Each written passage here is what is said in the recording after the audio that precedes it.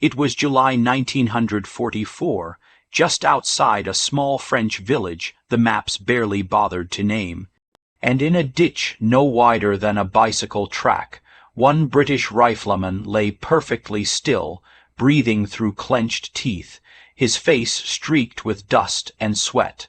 The sound grew heavier, deeper, mechanical. Not a truck, not a half-track. This was the unmistakable growl of a Tiger tank, 5 tons of steel advancing straight toward his platoon's shattered position. A faint vibration rolled through the soil beneath him. Birds scattered from the treetops. Every few seconds, a branch snapped somewhere ahead as the tank crushed its way through the bocage, hunting for the retreating British infantry. He gripped the piot stock in silence.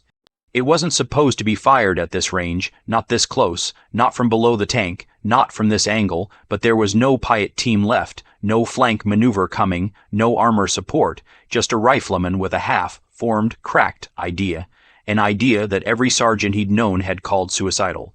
And now, with the Tiger's shadow crawling over his hiding place, he was about to try it. The moment he prepared to move would lead directly into how the situation became impossible in the first place. By the summer of 1944, British infantrymen across Normandy had learned one brutal truth: nothing on the battlefield felt as hopeless as facing a German Tiger tank without armor support. The Tiger I Panzer, Kampfwagen VI, was not simply another armored vehicle.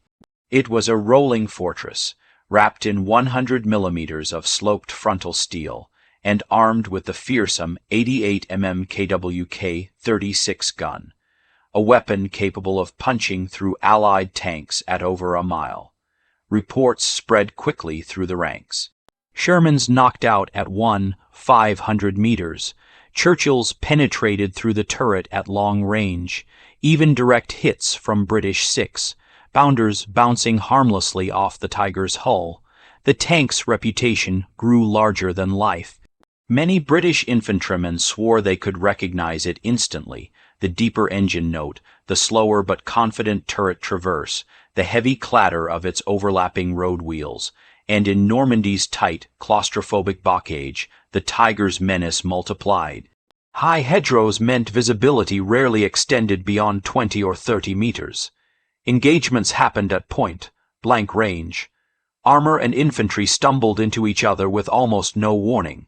The British Second Army, pushing inland from the D-Day beaches, faced relentless counterattacks from German heavy armor, especially around Keen Villers, Bocage, and the surrounding villages. Tigers operated as roaming shock units, appearing suddenly, striking hard, and withdrawing behind the next screen of hedgerows.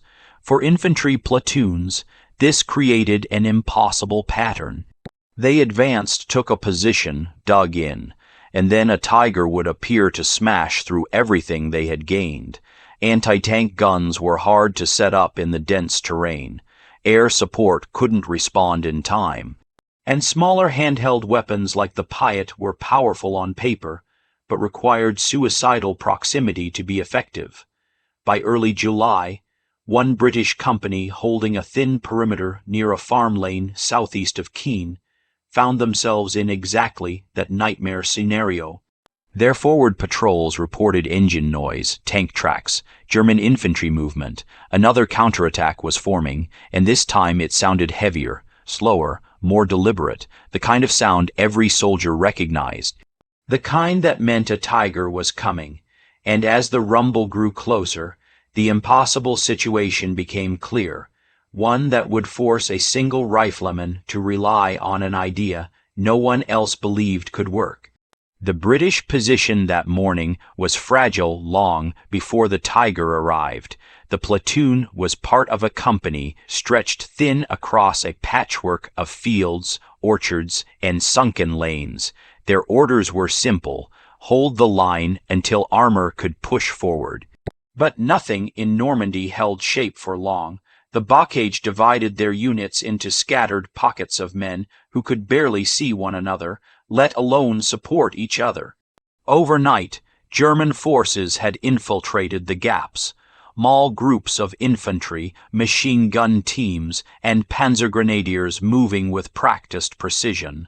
The British had beaten back 2 probing attacks, but ammunition was running low. Their Bren gun crews were exhausted. 1 Piat team had already taken casualties. Communications back to Company HQ were unreliable. The field telephone lines had been cut 3 times by shell fire. Shortly after dawn, a runner brought the news everyone feared: German armor forming up east of the orchard, at least 1 heavy. That word alone shifted the mood. Panzer Roman IVs or Stugies could be handled with careful positioning. But a panther or tiger meant something entirely different. It meant that the Germans intended to crack the line open with a single crushing blow. The platoon sergeant ordered his men into defensive positions along a narrow farm track, bordered by thick hedgerows. They placed their Bren gun covering the lane. Riflemen spread out behind earthen banks. The remaining Piat was positioned at the bend, its team scanning for movement. Minutes later, the earth began to tremble. A low, rhythmic thud washed through the soil, unmistakable to anyone who had faced German heavy armor before. As the vibration grew stronger, men exchanged tense glances. The Piat team adjusted their weapon nervously. Someone whispered that it sounded too slow to be a panther. Then came the grinding clatter of overlapping road wheels, followed by the heavy snarl of a Maybach HL2, 130 engine working through the gears. A tiger. There was no longer any doubt. The platoon braced themselves, knowing the tiger's arrival would decide everything. But what they didn't know was that one of their quiet riflemen had spent weeks thinking about a possible weakness in the beast's armor, an idea others laughed at. An idea that within the hour he would have no choice but to attempt. And to understand why he believed it could work, we now turn to the man himself. He had joined the army without ceremony, without speeches, and without any belief that he was destined for heroism. He was, in the simplest and truest sense, an ordinary British rifleman, the kind who blended into the background of platoon photographs, the kind whose letters home were short and modest, the kind who carried out his duties with quiet persistence rather than flair. His name had circulated only in company rosters and pay books, not in newspapers, not in the rumor channels of legend making. He was 24 years old, thin, wiry, with a face that always seemed a little tired even before the day's march began.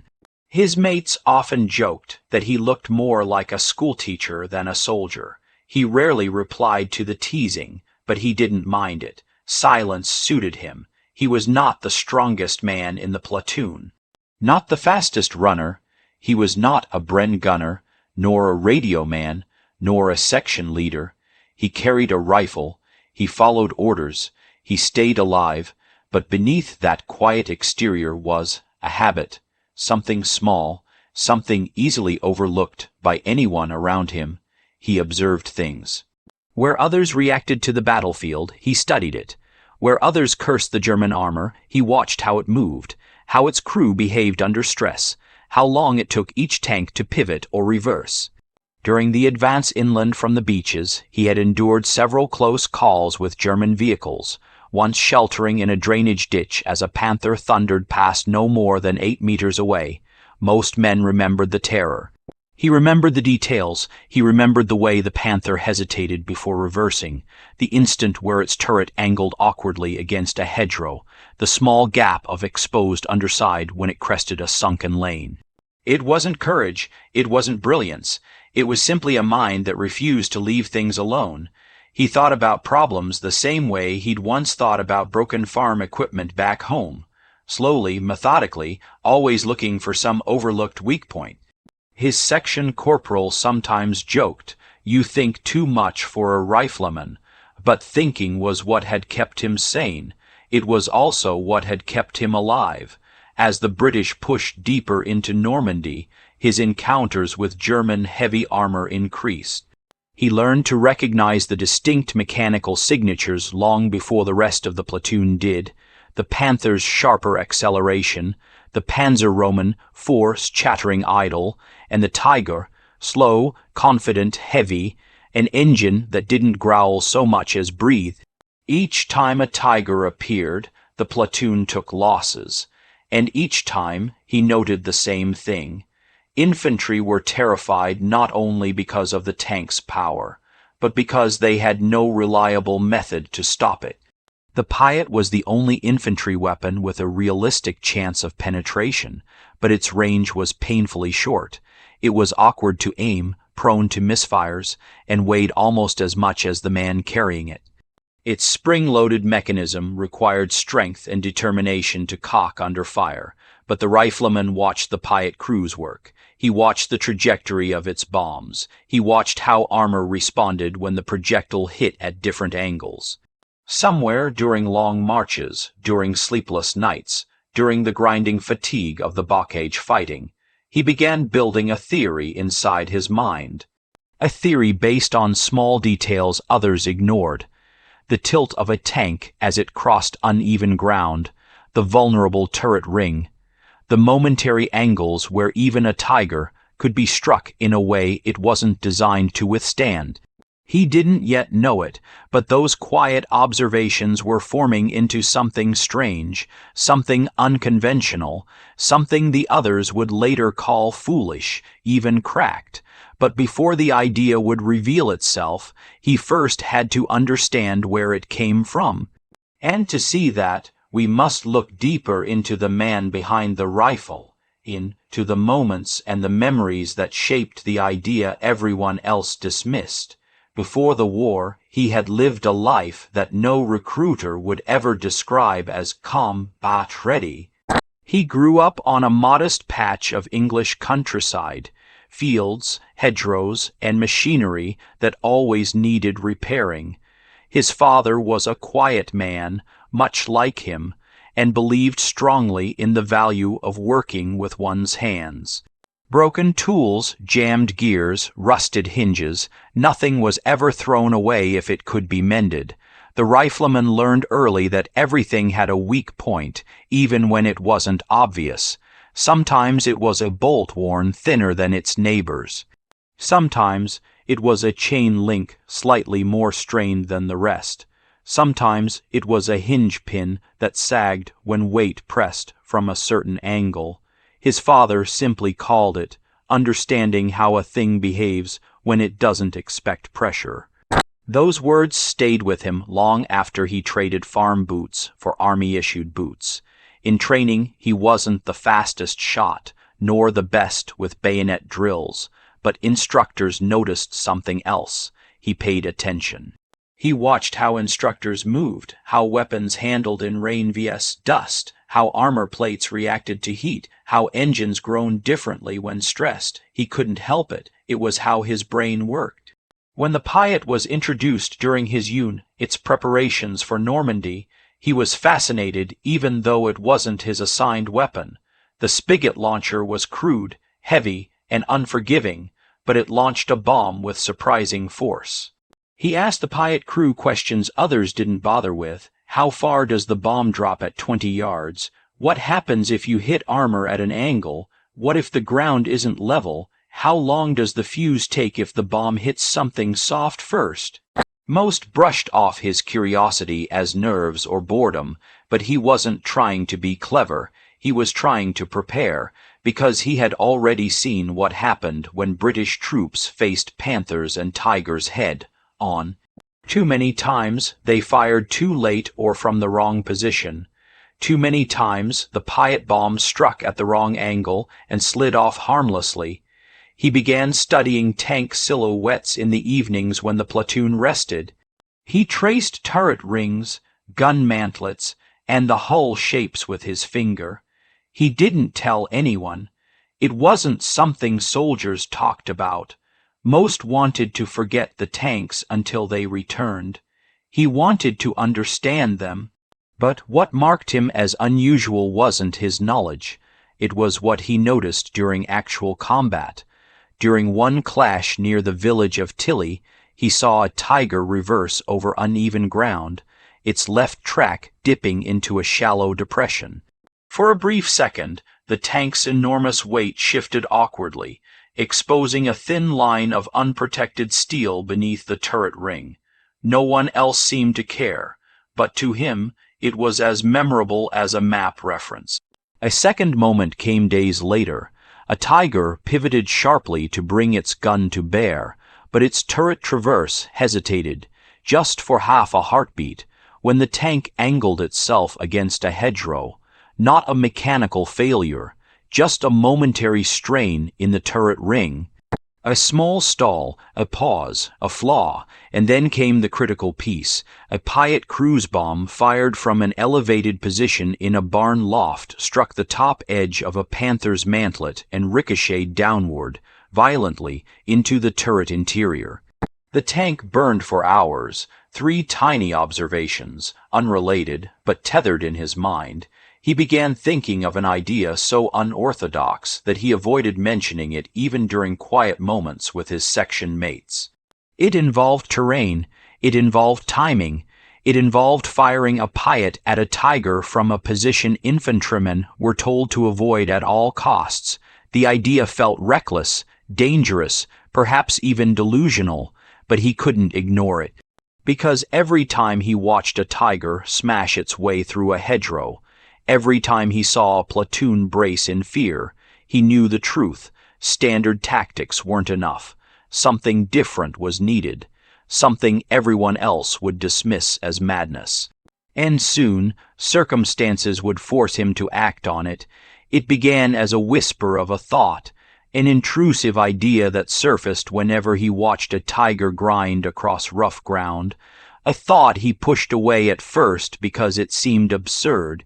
Infantry doctrine drilled one rule above all others: never get close to a tiger, not within 20 meters, not within grenade range, not within the shadow of the turret. A tiger didn't just kill, it erased.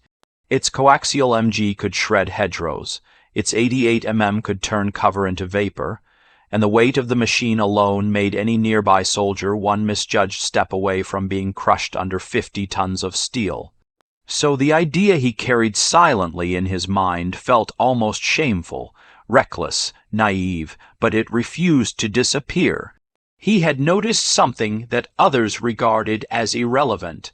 Tigers were most vulnerable not when they were advancing, not when they were firing, but when they were pivoting or cresting uneven ground. In those fleeting moments, the massive turret ring, the circular joint where turret met hull, shifted slightly. Armor that usually remained angled and protected became exposed by a fraction, a seam, a slope. A narrow plane just wide enough for a shaped, charge warhead to bite into. The Piat, though crude, had one advantage. Its bomb didn't rely on speed, but on pressure and impact angle. A downward shot, fired into the ring while the tank tilted, might punch through. Might, but there was a problem. An enormous one. To fire at that angle, the operator had to be almost under the tank, close enough to smell the exhaust, close enough to feel the heat radiating from the armor, close enough for the tracks to erase him if the tank moved a single foot in the wrong direction. No sergeant, no lieutenant, no instructor would ever authorize such a method. It was, by every military standard, a cracked idea. When he quietly mentioned a part of it to one of the Piat crew weeks earlier, without revealing the full concept, the crewman laughed. You'd have to be mad, mate, or suicidal. So he stopped talking about it altogether, but in his mind the idea evolved, small adjustments, precise timing, the right slope, the right hedgerow depth, the right moment when the tiger committed to a turn and couldn't adjust quickly. A moment where he could strike from below, a moment that might never come, or might come when he least expected it, and that moment was arriving now, carried on the engine rumble of a tiger pushing toward his isolated platoon. What made his idea even more dangerous wasn't just the proximity. It was the geometry of it. The Piat was never designed for angled, downward, point-blank shots. Its bomb was thin, stabilized, ungainly, and had a habit of wobbling if the operator wasn't perfectly aligned.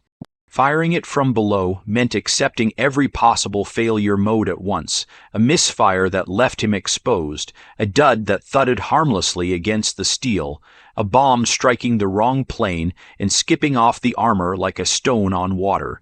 Or worst of all, detonation too close, sending shrapnel and blast straight back into him. That was why infantry were taught one rule: shoot at the broadest, flattest surface available, preferably from cover, never from below.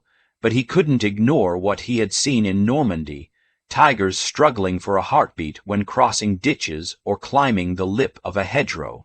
In those moments, the turret ring sat momentarily exposed, a steel collar only 26 millimeters thick, never meant to take a shaped charge directly. Other soldiers saw a tank adjusting its balance. He saw an opportunity measured in fractions of a second. His idea relied on three things. 1. Terrain a deep enough ditch or hedgerow bank to hide him completely. 2. Timing the exact moment the tiger committed to a turn or crest, causing the turret ring to lift just enough. 3. Angle a steep upward shot driven into the seam where turret met hull. Foolish, absolutely, but not impossible. And Normandy's terrain, with its sunken lanes and packed earth embankments, offered that chance more often than doctrine acknowledged.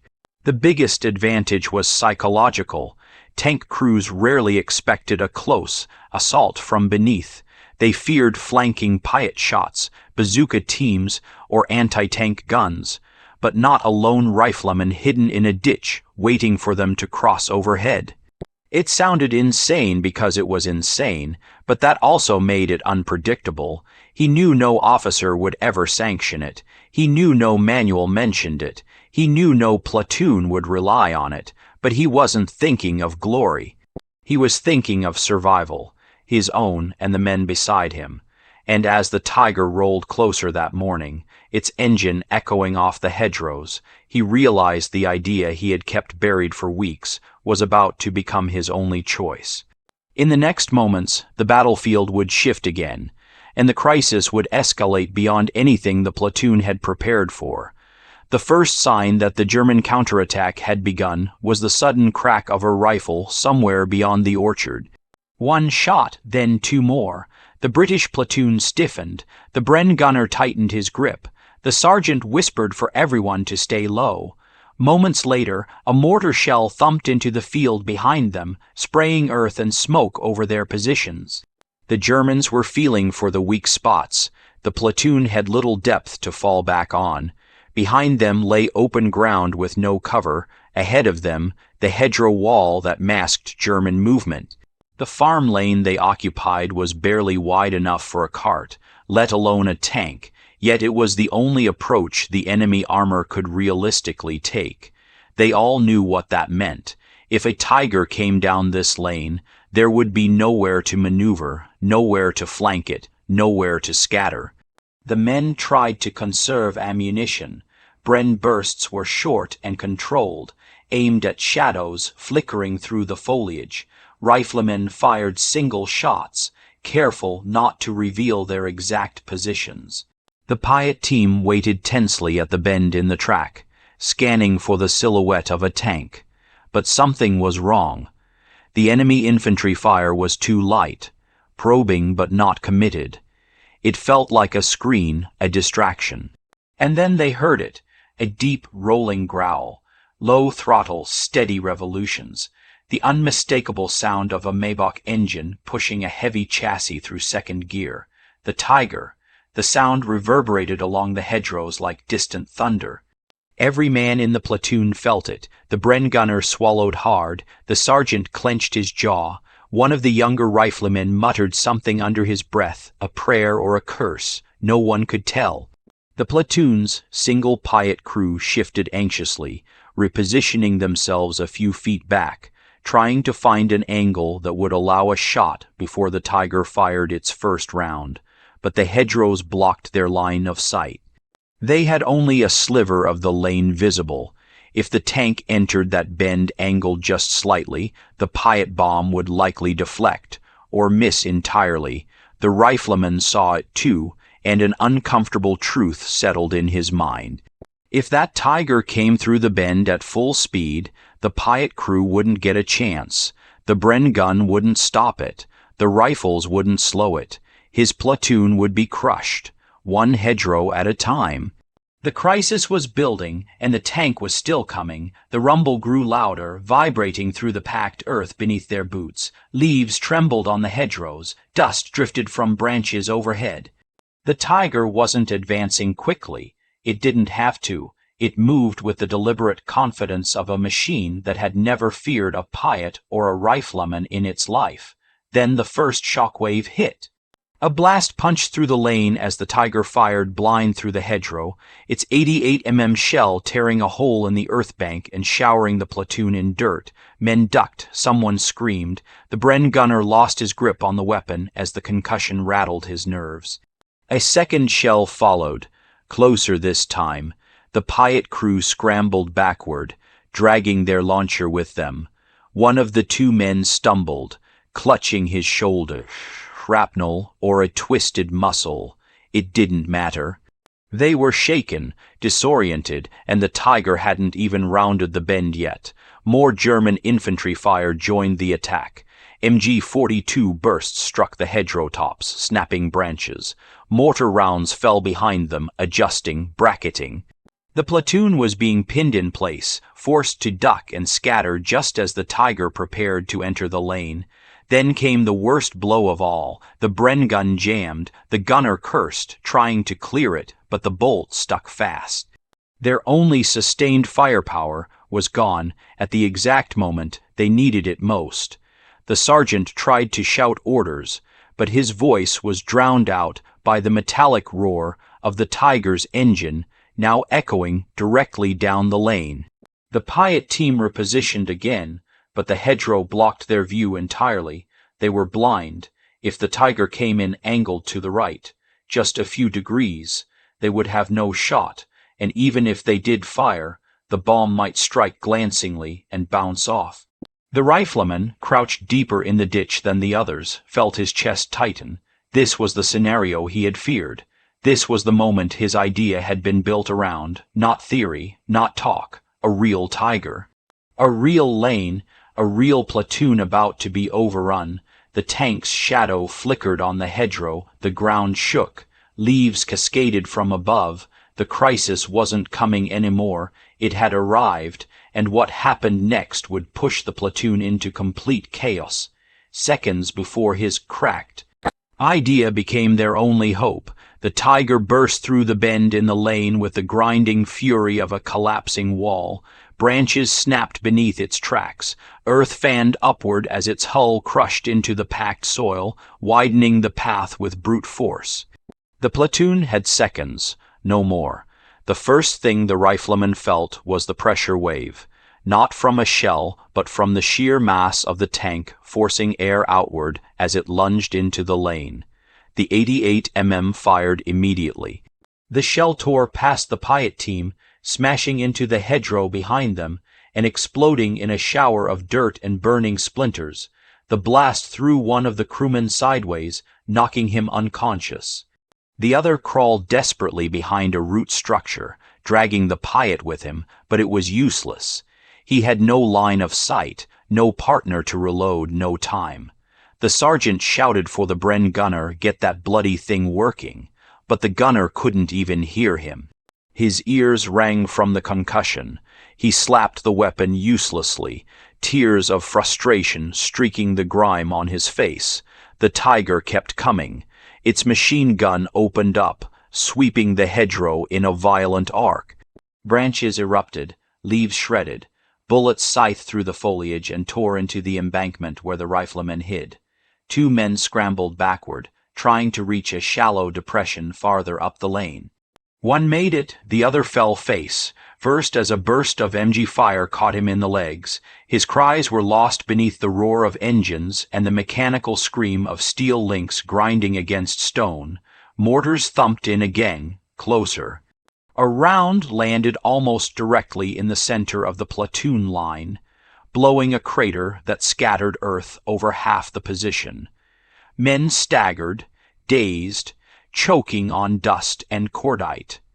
The Tiger advanced until it filled the lane completely. Its hull blocked the sun, its turret swept left, then right, hunting for movement. Each turn of the turret was accompanied by a deep hydraulic groan. Every man within 30 meters felt each vibration in his ribs. The sergeant tried to organize a retreat, but there was nowhere to go. Behind them lay open fields raked by German machine guns. Ahead was the Tiger, and the hedgerows had turned their positions into isolated pockets of chaos.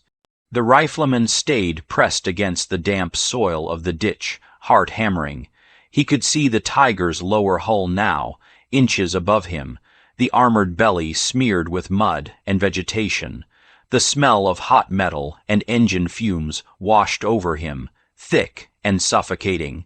The Tiger's right track scraped against the ditch wall, sending clods of earth cascading onto his helmet. He didn't dare wipe them away. He didn't dare breathe too loudly. He watched as the tank paused, pivoted, adjusted its angle to gain a clearer field of fire down the lane. It was turning, the moment he'd studied, the moment he'd imagined 100 times. The tank's weight shifted. The left track dipped slightly, the right side lifted by a fraction, and for a heartbeat, a single heartbeat, he saw it, the turret ring, exposed half an inch more than it should ever be, but he couldn't move yet, not while the machine gun raked the hedgerow, not while the Tiger's engine roared inches above his skull. Then disaster struck. A burst from the MG-42 struck the Piat itself, lying in the open where the crewman had dropped it. The weapon bounced, rolled, and slid down the incline of the ditch, straight toward him. He froze. Another burst walked across the lane, kicking up dust and carving trenches in the earth. A mortar round detonated behind him, throwing debris into the ditch. The air turned into a storm of soil, metallic fragments, and splintered wood. The Tiger's turret rotated again toward the remaining riflemen pinned behind the hedgerow.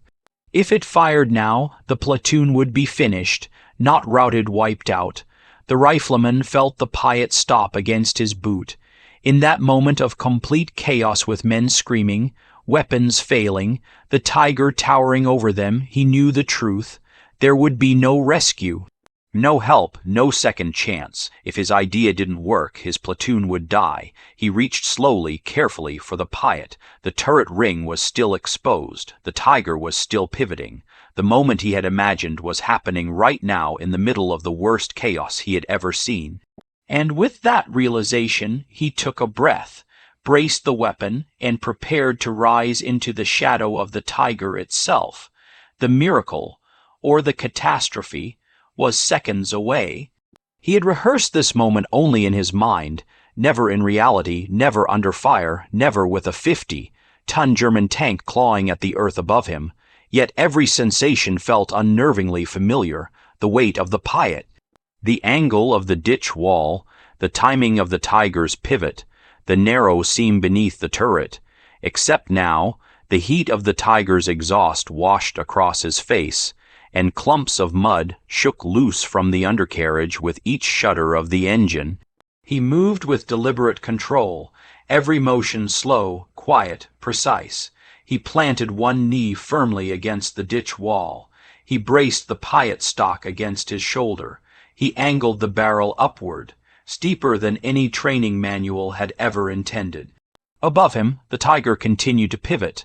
Its turret moved toward the remaining riflemen who were pinned behind the hedge. The tank commander had no reason, no earthly reason, to imagine that a British soldier was beneath him, hidden in a ditch, aligning a Piat with the underside of his turret.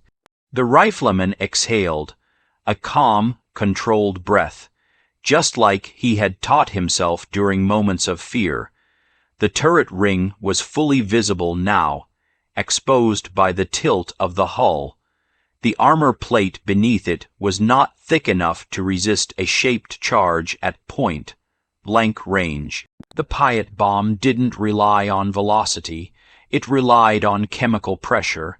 It needed only impact and angle. This was the angle. This was the moment. He squeezed the trigger. The Piat erupted with a violent snap of brutal bone. Jarring kick as the massive spring drove the spigot forward. The bomb launched not with elegance but with force, wobbling slightly as it shot upward, closing the two-meter gap between ditch and turret in less than a second. It struck the turret ring exactly where he had aimed. For a fraction of a heartbeat, nothing happened. Then the shaped charge detonated.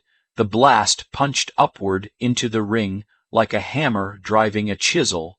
A plume of flame burst from the impact point. The explosion forced burning fragments into the Tiger's interior. The turret jerked violently, locking mid-turn. Smoke belched from the vent covers. The MG-34 fell silent. Inside the tank, the crew erupted in panic. The loader was thrown against the turret wall. The gunner shouted that the turret was jammed. The commander screamed for the driver to reverse, but the driver, blinded by smoke and shaken by the shockwave, stalled the transmission.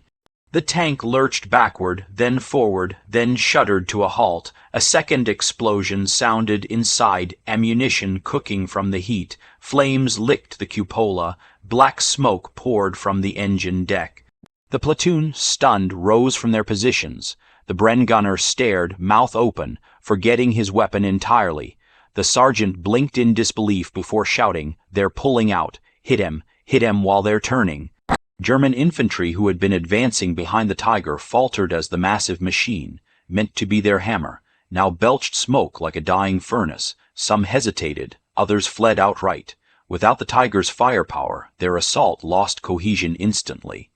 The rifleman didn't have time to celebrate. He was already reloading, yanking the Piat's spring back with a grunt of pain, knowing that if the crew tried to escape the burning tank, he would have one chance to finish it. But he didn't need to. The Tiger's hatch burst open. The commander emerged, flames on his uniform, screaming for the crew to bail. Two more followed. A fourth did not. He never made it out. The survivors stumbled away from the tank. British rifle fire cut them down before they reached the hedgerow. The Tiger burned hotter. The ammunition inside cooked off in sharp, cracking bursts. The turret sagged. The machine that had terrorized entire battalions now died in a narrow Norman lane, taken out by a single rifleman, using a method no manual approved and no officer dared imagine. Silence settled over the platoon's position. Smoke drifted lazily through the hedgerow gaps. The only sound was the soft ticking of cooling steel. The rifleman lowered the Piat. His hands trembled, not with fear, but with the sudden realization that the impossible had just happened. His idea had worked, and now the stunned British platoon moved quickly to exploit the opening he had created. For several long seconds, no one moved. The Tiger's burning hull hissed and crackled in the lane, sending thin spirals of black smoke into the brightening morning sky. The platoon watched the flames as if expecting the tank to somehow rise again, to roar back to life, to continue its unstoppable advance. But the beast was dead, and once the shock began to fade, the battlefield shifted rapidly. The sergeant was the first to recover his voice. Get up, push forward, drive them back before they regroup. The British riflemen surged from their battered positions, suddenly energized. Fear had been replaced with disbelief, and then with purpose. They moved along both sides of the lane, firing at German infantry who were caught in full retreat. Without the Tiger to anchor their attack, the Germans were exposed, uncertain, frightened. Their formation broke apart as they tried to pull back through the orchard. The Bren gunner finally cleared his weapon. With a renewed roar, he swept the tree line, cutting down two panzer grenadiers attempting to set up an MG-42. The remaining Germans abandoned their attempt entirely and fled deeper into the hedgerows. Within minutes, the counterattack collapsed. What had begun as a coordinated German thrust, led by one of the most feared machines of the war, had ended in confusion and panic. The British platoon held the lane, their casualties far lighter than they had expected when the Tiger first appeared. The sergeant approached the rifleman who still stood in the ditch, piet in hand, dirt smeared across his face. For a moment the sergeant simply stared at him. "You did that?" he asked quietly. The rifleman looked at the burning tiger and then back at the sergeant. "Yes, sir," he said, as calmly as if he had just fired a rifle during training. The platoon gathered around the ruined machine, the piet men, one limping, the other bruised and shaken, inspected the hit. The bomb had struck exactly where no one expected a soldier to aim, beneath the turret ring, driven upward into the seam between hull and turret, a shot no doctrine described, a shot no trainer taught. A shot no one would have believed if they hadn't seen the results themselves. A corporal counted the German bodies scattered near the tank and along the hedgerows. 12 enemy infantry were confirmed killed or incapacitated. Most had fallen during the retreat, confused and exposed after the tiger went down. The British tally was far smaller than anyone dared hope. One tiger destroyed 12 German infantry, neutralized 0 British men killed during the final engagement, a full platoon, more than 30 men. Saved from annihilation, the company commander arrived 20 minutes later. When he saw the destroyed tiger blocking the lane, smoke still curling from its shattered turret ring, he froze in disbelief. "Which gun got it? Anti-tank section?" he asked. "No, sir," the sergeant replied. "Rifleman here, piet, from below."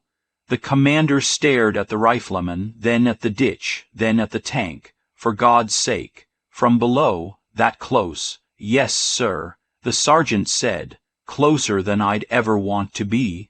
The commander walked slowly to the tank, shook his head, and finally muttered, "I've never seen anything like it." They documented the kill carefully. Photographs were taken, the angle examined, the impact point measured. The battalion intelligence officer arrived later, wanting to know how such a hit was achieved. The rifleman's explanation was quiet, technical, and brief. No embellishment, no heroism, just facts. The officer wrote it all down. Yet despite the shock, despite the scale of what had just happened, the rifleman didn't boast. He didn't stand taller. He didn't even smile. He simply sat on an overturned ammo box, breathing steadily, hands still trembling from adrenaline and exhaustion. His platoon, however, looked at him differently now. Not as the quiet man in the rear ranks, not as the thinker who was always observing, but as the man who had stopped a tiger with nothing more than courage, timing, and an idea that everyone else had dismissed as madness. Word of the kill spread quickly through the company, then the battalion, then the brigade. Men whispered about the rifleman who had taken out a tiger from underneath it. Some thought it was exaggerated. Others refused to believe it, but the broken turret ring and the burned out machine lying in the lane offered undeniable proof. The results were clear. The platoon held their sector. The German counterattack failed. And more than 30 British soldiers survived because one ordinary rifleman followed a cracked idea when the battlefield had given him no choice. The impact of that moment, of that impossible ambush, was only beginning to unfold. News of the tiger destroyed in the narrow Norman lane reached brigade headquarters by nightfall. At first, officers assumed it had been taken out by an anti-tank gun positioned somewhere along the hedgerows. Others suggested a lucky artillery strike, but when the after-action report arrived, with photographs showing the unmistakable piet impact beneath the turret ring, silence filled the room.